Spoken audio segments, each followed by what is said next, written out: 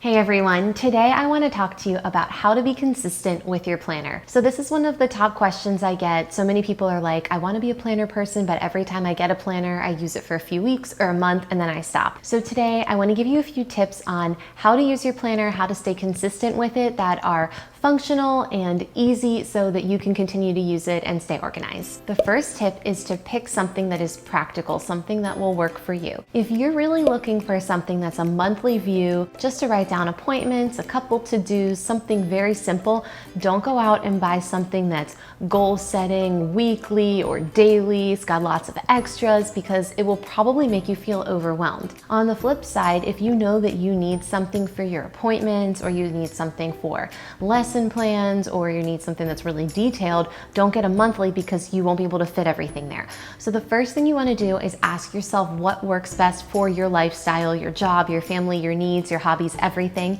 and pick from there. I'm going to be doing a series in the coming weeks on how to pick a planner, whether you're a daily, a monthly, a weekly, or maybe something else. But in the meantime, consider that. What is the best option for you? What makes the most sense? And what are you most likely to use for your lifestyle? Tip number 2 kind of goes along with tip number 1. Don't pick something too complicated.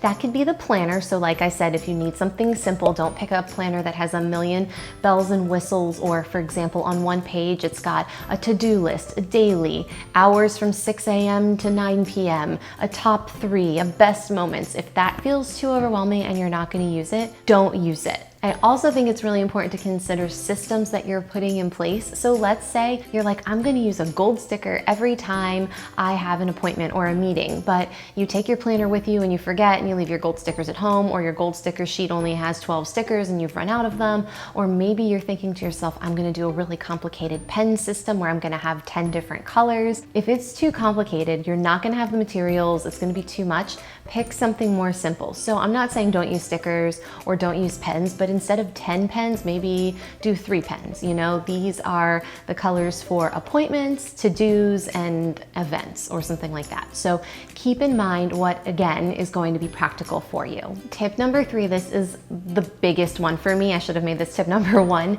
is have a secondary organization system. What I mean by that is have a note in your phone that is set up for reminders, to-dos, dates, or something else, or email yourself until you can get back to your planner. So let's say you're out with friends and your friend is like, oh, can you email that blah, blah, blah, whatever, that thing to me? And you're like, yes, but you know you're gonna forget, email yourself or put it in your phone note. Or if someone's like, oh, you have to Venmo me because we went in on that gift for so-and-so and you need to like do it when you get home and check your bank statement or whatever, put it in your phone note. The reason why is because your phone is likely always to be with you, whereas your planner, like I take my planner a lot of places, but I don't have it with me every minute of every day. And so having this secondary system where I get home and I look at my phone and I'm like, okay, I need to send this email, I need to forward that to somebody, I need to pay somebody, oh, you know what, I forgot to pay that bill the other day, I need to do that. It's nice to have a backup because I won't remember that by the time I get home. So using your phone as a support to your paper planner, if that's what you choose to use, will be really beneficial in terms of staying organized. Tip number 4, have a weekly planning session. This could be any time that is convenient for you. It could be on Friday afternoon when you're getting ready to wrap up for your week, you're glancing at the next week. It could be Saturday morning when you know things are relaxed or having a morning cup of coffee or tea. It could be Sunday night when you're planning your week ahead. It could be, you know, if you have off typically on Thursdays and Fridays because you work a non-traditional schedule, you could do it on one of those days, whenever it works for you. But the tip is to look at your week ahead, because this moment, whether you have a monthly, a daily, or a weekly planner, sets you up for success. What meals am I having for the week? So what groceries do I need to get? What events are happening? Are there things that I need to communicate to people in terms of appointments or to-dos? What are some things that I can get started on now so I finish them before the end of the week? And if you're a person that likes to do a weekly spread with stickers or, you know, different colors or anything like that, this is a great time to set it up, because if you don't do it in advance, no matter how complex or simple your weekly is, you sometimes get to the week, it gets busy, all of a sudden it's crazy, it's the middle of the week already and you haven't written anything down, which isn't a problem, but it's nice to have things set up in advance. So give yourself some time to set up your weekly so that your week is set up for success. Next, set up an easy, achievable routine that involves your planner. planners. So again, I am not saying that every morning you should get up, open your planner and spend 20 minutes organizing your day, but maybe every morning you could get up while you're making yourself a cup of coffee or whatever, take your vitamin, doing your normal morning routine, you spend 2 minutes looking in your planner. Maybe there you check things off of your habit tracker if you have one, you look at what's going on, any major to-dos, and that will help you set yourself up for success. Just having that moment in the morning, or maybe instead of the morning, it's better for you to do that in the evening. But having those regular routines and doing 2 or 3 minute check-ins with your planner, if that's all you have time for, that's great. So make sure you think about doing that, incorporating your planner into your daily routine. Next up, don't get discouraged if you miss a day, you miss a week, or you miss an entire month. Sometimes different seasons of life kind of dictate our time and how we're spending it. Of course, the busier you are, you may feel better and more calm and at peace if you are using your planner, but don't beat yourself up. That was something that I really had to learn. Like, some of my weeks were gorgeous, beautiful spreads, different colors, stickers, all of that, nice inspirational quote, and then others were like pencil scratch that I was just like, it worked, you know? So it wasn't beautiful, but it was functional. And you know what? That's life. Not every week can be beautiful. Sometimes it just has to be functional. But there are other times where I just didn't write anything down at all. So if that's you, that's okay. Don't beat yourself up about it. Just move along and pick up where you left off. And my last tip for you, if possible, just use one planner.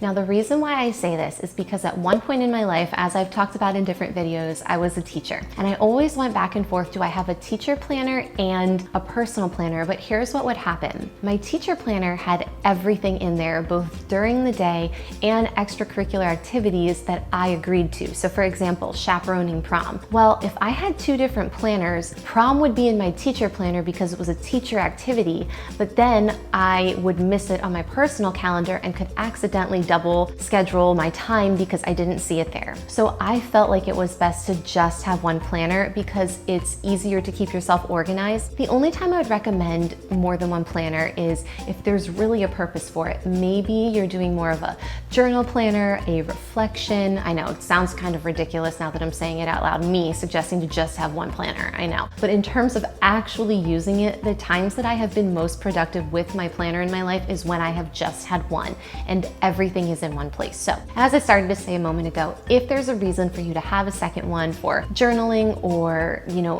any other thing that's really specific, some people I know have gratitude planners, health planners, wellness planners, social media, budget, like they have all sorts of planners. I just saw a bunch restocked at Michael's actually in the video that I just did with recollections. They have a bunch of different types of planners. But anyway, I digress. If those planners don't fall into that category or there's not a true purpose, stick to one because you'll be more likely to use it and it can be more efficient because you have everything you need in one place. The last thing I want to add onto my last tip is if you find yourself needing a really specific type of planner, let's say you need a weekly, but you need it to have specific columns, or maybe you need it horizontal versus vertical. You want a gratitude section, you know, you need your meal plan, you want all of these specific things. I highly recommend checking out my review of the Plum Planner. That planner is amazing because you can add and set up and basically custom build your own planner. And so if you're a person that's like, I want to use one planner, but it's hard because everything I need is spread out over 3 planners,